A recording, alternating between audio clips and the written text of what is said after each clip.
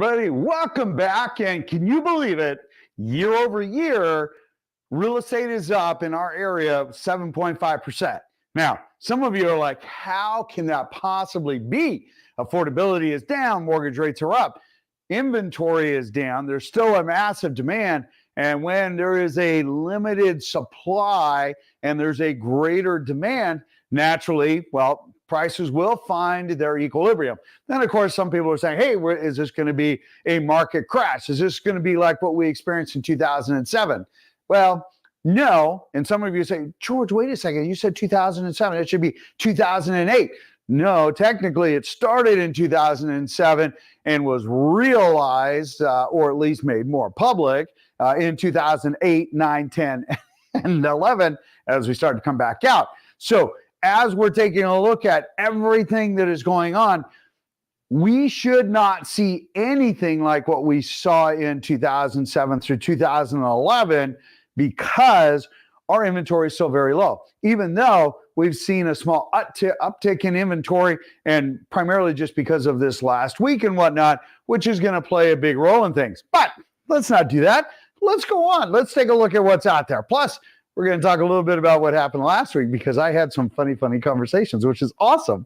All right. So let's, there we go. So when we take a look at this, we have Mason Vincent, who's the Associate Director at the Washington Center of Real Estate and Real Estate Research at the UW. He says earlier, because it says, however, here, earlier, he was talking about how interest rates have been bumped up against the 7%, going a little over, bringing a little bit back down. And as they were rolling through, staying in the high sixes, low sevens, as you want to call it, we were still seeing quite a bit of activity, and affordability became a bigger issue, which then, however, so let's get to the however, when they take a look at it, year over year, the inventory has continued to go up just a shade over 1%. Yeah, it's 1.32%. And we've seen a 7.5% year over year increase. And then on the right-hand side, you can see our new listings average of the last 7 days, 1,186 versus the pended, which are 1,270 homes. And then, of course, we had 878 closed sales. So you can see we are still, even though in April, and you're going to see those metrics down below, even in April or in March, we still saw a lot of homes coming on market, but more pended. And that has been happening since even before October. In fact, there was one person who published a comment saying, hey, is this real? And I said, dude, look at the metrics here. They're the same thing every single week. We are very consistent about single family. It's the predominant one. And we do talk about our local area only, not what's happening in other states, because it does not, that's not where we're at. Anyway, moving on. If we pop back, and bring that back in again. If we pop back and then we come over here and we say, hey, listen, if you're really looking for super accurate information, look, subscribe, like the channel, please. It allows us to get out to more people. There's no marketing here. It's just super good information for you to make good decisions. Just like this, we have Freddie Mac. Freddie Mac is super important because, again, it's a running metric for us to look at. Even though they are, again, a 7-day running average, so they lag just a little bit, you can see that both in the week over week and the year over year, we're up just a little bit. In fact, year over year, we're up about 0.5%. And that's important because when you take a look at what we call acclimating to rates, that is exactly what people are doing. And it was anticipated. And if you go back to October, November, December, you'll hear us talk about people will acclimate. It's no different than you running, boop, and you jump in the lake and you're like, what? And it's cold. But after a little bit, you're like, hey, this is not bad. Come on in. And that's what it's like. People are acclimating to rates. Why?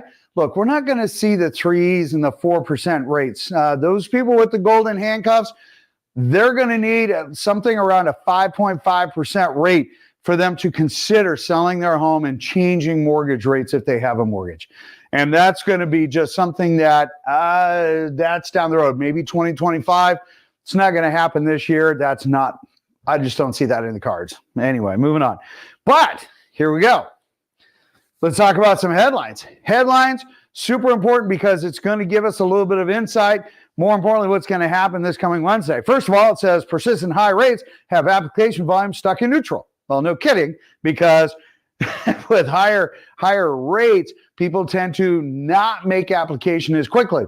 And as you can see, on close of business, even though we had some good reporting, we still hit the 7% again. Then in the bottom left-hand corner, what we have coming up this Wednesday is you have your core CPI. You have your year-over-year core CPI. I should say the first one's month-over-month core CPI, year-over-year core CPI, your FOMC, which is going to be giving you, again, a metric that the feds are going to be paying attention to. And, of course, the 10-year note, which is what we monitor as far as with mortgage rates. They don't control mortgage rates, but funny enough, they follow it very, very closely. So every time Yellen starts to send out more bonds and sells more treasuries, I should say, she has an impact on everything else because it has to do with debt, because most people don't know that's how the government finances are debt.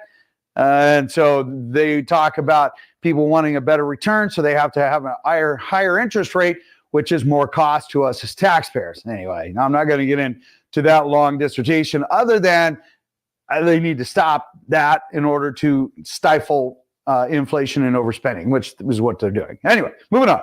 The bottom right. Hey, listen, guys. 5 questions to ask when getting quoted mortgage rates. Again, there's no marketing. Watch that video. The link will be down below. Watch that video. Why? Super important that you're asking the better question. I just had a couple of conversations on Thursday, and people had their eyes open about what marketing is on lenders' behalf, because they realized that, hey, to get the rate that they were talking about was $25,000 to get a rate by then. That did not make sense at all. So we talked about different options, and they went a different path, which was good. No, they are not my clients. We just had a really good conversation because they asked after watching the video. There you go. Now, let's have a little bit of fun from last week. Look at this. For those of you that were naysayers on what a buttload is, when I said that was a true measurement, some of you were like, oh, that's a bunch of horse pucky. And look at here. I wanted to say, no, it's not. Actually, it is true. And a buttload is a very large amount, a great deal, a buttload of money, right? That's what people are doing now to buy a house. They're spending a buttload of money. Now, here's the really funny thing about this. A buttload, according to the dictionary, as you can see, actually also talks about that the fact that it is an Americanism. Oh, that's super cool. From 1989, is that right? Yeah, 1985 to 1990. And you have butt to the power of 1 and butt to the power of 4. So depending on how big of a butt you're dealing with, and you have to have a load to it, that tells you might have a buttload or a bigger buttload by the power of 4. Just saying. Just kidding. But it is a real thing. For those of you that were making fun of me earlier, it is a real word. All right. Moving on. Let's talk a little bit about what's going on in the MLS. So you can see our chart's going up that way, which is a positive direction. What's super important about that? Let's dial into this one. Here you go. Remember, the one line is homes that are currently for sale. What is that price? And as you can see, 2023 was just a little bit higher as far as the average list price, which is for 2024 for the month of March was at $1,025,000. So a little bit less, 1.9%. But the important number is what is sold, and 11.3% higher. In other words, we were at 761,000 last year at the end of March and 847,000 this year. Okay. Well, for those of you that are out there, that is a pretty significant jump. 11.3% in price is a pretty consistent jump. When you look down below and we look at year to date, 2 weeks ago was 799,000. 814,000 year to date. Now, some of you are saying, well, George, your numbers up above are higher. That was for the month of March, and it is consistent. So when we hit April, April's numbers will be a little bit higher than what we're looking at now. The key is the trend that we're looking at, which is that sales trend that is heading up. Again, a lot of that is seasonally normal. So don't think that this is some crazy phenomenon, right? It's not. It's seasonally normal. And then it starts to taper down again. All right, moving on. So if we take a look at a deeper dive into our chart here, you're going to like this. So take a look at this. Technically, when we take a look at our numbers, you say, oh my gosh, we have 11.2% higher inventory. Well, that was 1,787 more homes that came on market year to date. Look at the month of, the same month, and you'll see that we have twice as many homes that came on market. In fact, more than twice as many homes just in the first 5 days of April. And that's what I was talking about. We had a massive influx of homes that came on this last 7 days. Crazy, crazy, crazy.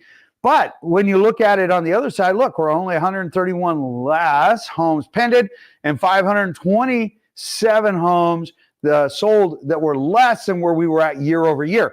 That is a super important metric because what we're saying is we are pretty much getting a stabilized market back because now we're looking at 2 years that mirror each other.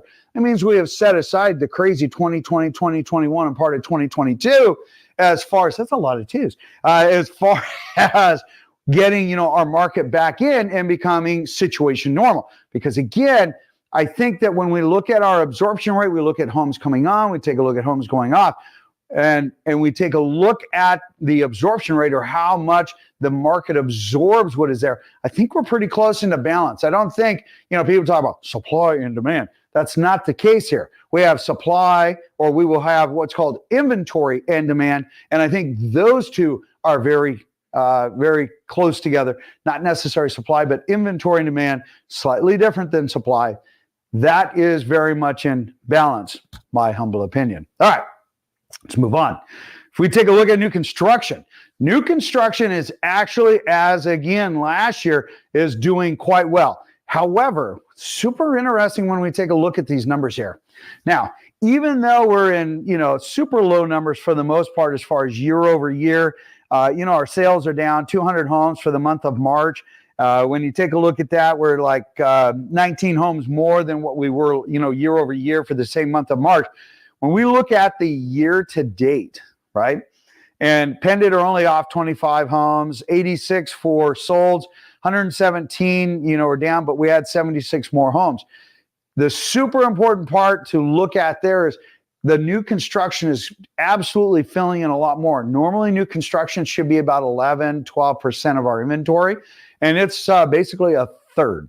And so that's a big deal because we have new construction is infilling a demand that is there. And so we're also seeing a lot less incentives. I think that's why we're starting to see a little bit of softening of our pendeds because buyers are now acclimating. They don't get these big credits. They're getting modest credits in some areas. Outlying areas, you're seeing a little bit more. There are some builders that were not offering commissions that are now offering commissions to buyer's agents, because of the better quality of buyer that's been coming through. Not unexpected, but still good news. That'll be a different video. We're going to talk about the National Association of Realtors and the Sitzer class action lawsuit. What does that mean, Burnett and Sitzer, and what does that translate to you as a buyer or a seller? And we'll go into that on a follow-up video. Anyway, let's move on. Let's talk a little bit about REOs. Okay, for those of you looking at bank-owned homes and some of the REO officers and banks out there that are dealing with this, the great news is it's situation normal. Numbers are still amazingly low, which is super awesome. Okay, even year over year, our numbers, even though it says, hey, your active inventory is up, 22.2%. That's 12 houses, and over 3/4 of Washington State. That's peanuts. That's nothing, right? And so some folks are out there saying, George, are we going to see some crazy, foreclosure fall off and whatnot. And I'm like, listen, we weren't allowed to foreclose. Not like I was doing it. Banks were not allowed to foreclose up until March of last year, end of March, because of the CARES Act. All right. So there were some notice of defaults that went out, but there's a lot of avenues that borrowers have, including having, since 2020, 36% increase in equity. There's equity in properties, and the banks don't want to take properties back. And so there's some flexibility, and there's some loan programs out there specifically for them so that they can stay in their home. And that's a winner for everybody all the way around. They do a loan modification. If you need questions, let me know. If you're working with credit unions, which I think are the most amazing ones out there, you know what? They believe in taking care of their members and just be honest with them. Okay. And if you commit to a plan, make the plan, right? Because they're putting their head out there also for you. Anyway, with that being said, if you have any questions, please let me know. Feel free to leave any comments down below. And remember to smash that subscribe button. It's not raining today, so go out and have some fun. Come out to Bothell Mill Creek. See us out there at the open house. An absolutely stunning home. And we would love to see you. And, of course, you can mention us in the video. In the meantime, have an absolutely beautiful day. And I will talk to you later. Bye-bye.